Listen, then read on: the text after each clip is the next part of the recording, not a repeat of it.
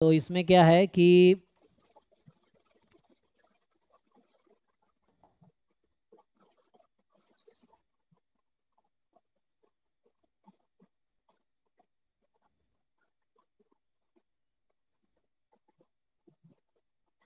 क्या वजह था, ये जो 4-5 क्वेश्चन है। यस सर, सर 28 में। 28। नहीं, क्वेश्चन नंबर कौन सा पूछना है? यस सर, क्वेश्चन 28 है। आपको फिर से फॉरवर्ड कर देता हूँ। हाँ, क्योंकि कई लोग के आते रहते हैं ना, बहुत आते हैं। अच्छा ये, हाँ 28। तो इसमें कहाँ डाउट है सर कि, लाइक सॉल्व नहीं करना है।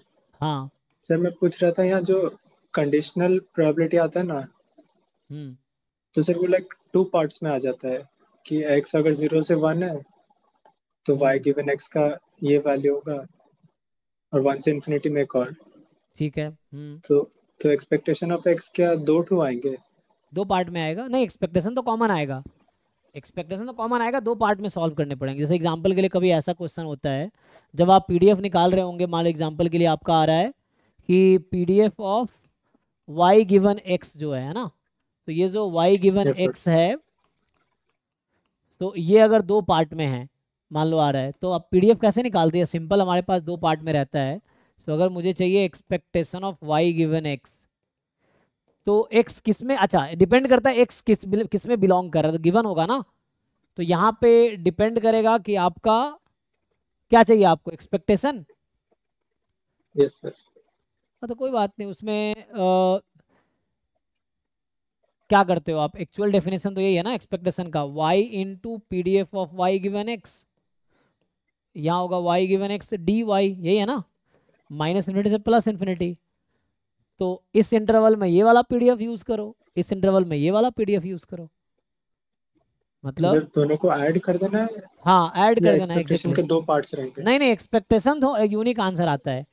तो एक्सपेक्टेशन में नहीं, पीडीएफ में दो पार्ट रहता है, एक्सपेक्टेशन यूनिक ऐड करना है। सो पहले वाले पार्ट पे, दूसरे वाले पार्ट पे तो आंसर कॉमन आएगा।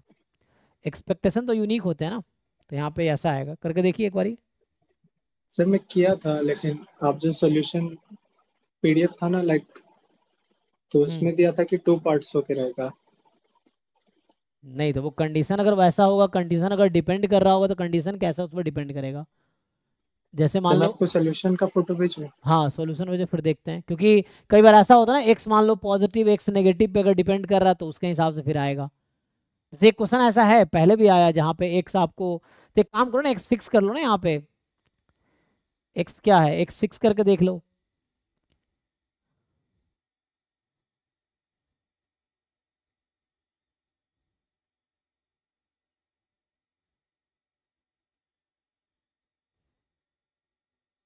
हो सकता है एक्स की डिफरेंट वैल्यू के लिए वैसा होता हो, क्वेश्चन पे डिपेंड करेगा।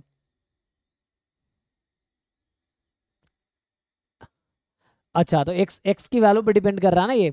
जैसे वाई का रेंज, जैसे मान लो ऐसा होता है कि मान लो वाई लेस देन वन, मान लो इस तरह होता है, for example Y less than one, Y more than one, इस तरह के केसेस हैं। तो इसमें सिंपली है ना कि उसको ऐड कर दोगे इस तरह से। लेकिन अगर ऐसा हो रहा है कि एक्स पे एक्स की वैल्यूज अलग अलग है, जैसे एक क्वेश्चन था ऐसा जहाँ आया था कि X is equal to -1 type का है मान लो,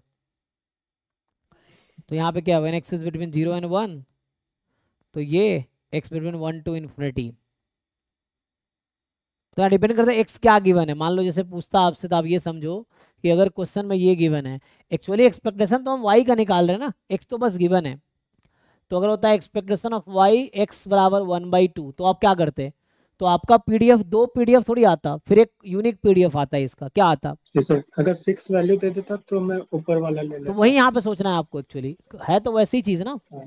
वाई मान लो एक्स बराबर 2 आ गया, जैसे आपके कंडीशंस हैं, क्या क्या है 1 से ये आ गया अच्छा। जैसे, तो इसका एक अलग पीडीएफ होगा। तो कहने का मतलब ये है कि इस क्वांटिटी का पीडीएफ अलग आएगा ना। तो जैसे दिस, तो फिर तो दो वैल्यूज होंगी हाँ इसका कि पीडीएफ एक्स अगर अलग है, इधर से इसका इधर है। पीडीएफ अलग है।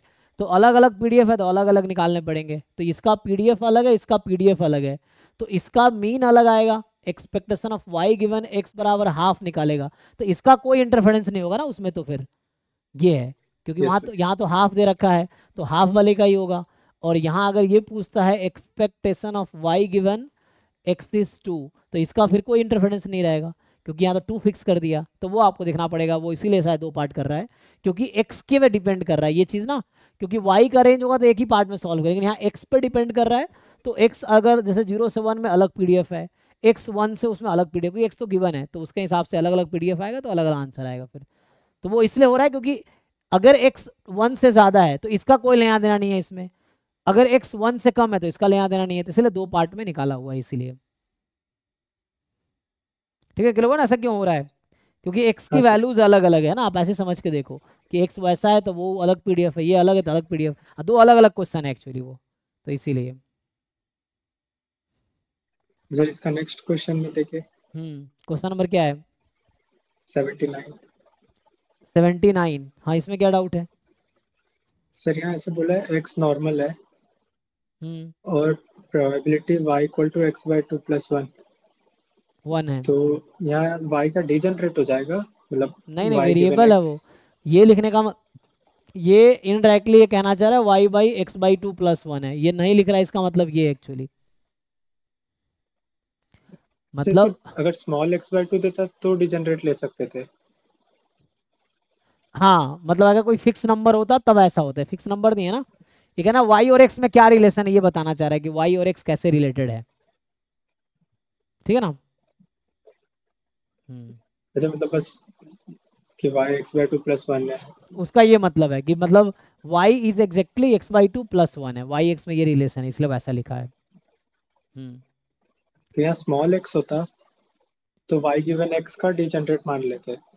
हाँ मतलब ऐसा होता तो जैसे, नहीं नहीं जैसे x अगर कोई फिक्स नंबर होता, ये जस्ट लिखने का मतलब इस तरह की चीज़ें ये होती हैं कि आगे भी आएगा कंप्लीट डेफिनेशन में इस तरह की चीज़ें आती हैं, कंप्लीट एस्टिमेटर का डेफिनेशन देखोगे वहाँ भी तो ये आता है कि this should be 0 with probability 1, तो यहाँ पे ये बिल्कुल कहने का मतलब y और x का फंक्शन है ना, तो y is equal to x/2+1 is 1, इसका मतलब ये है कि आपको प्रोबेबिलिटी निकालना कि y और x में क्या रिलेशन है, sir this is the true relationship between x and y। D generate यहाँ पे होने का कोई क्वेश्चन ही नहीं है, डी जनरेट हमें बता रखा है कि x नॉर्मल है, तो इनडायरेक्टली ये भी कहना चाह रहा है कि y भी नॉर्मल होगा, यहाँ से मीन और वेरिएंस निकाल लो, ठीक है ना, y भी नॉर्मल ही है विद हाँ ये, इसमें मीन वेरिएंस निकाल लो, तो ये लिखने का मतलब सिंपल इतना लिखता ना, वही मतलब होता जो उसने वैसे लिख के बताए हैं, एक्चुअली सेम ही चीज़ है। Okay sir.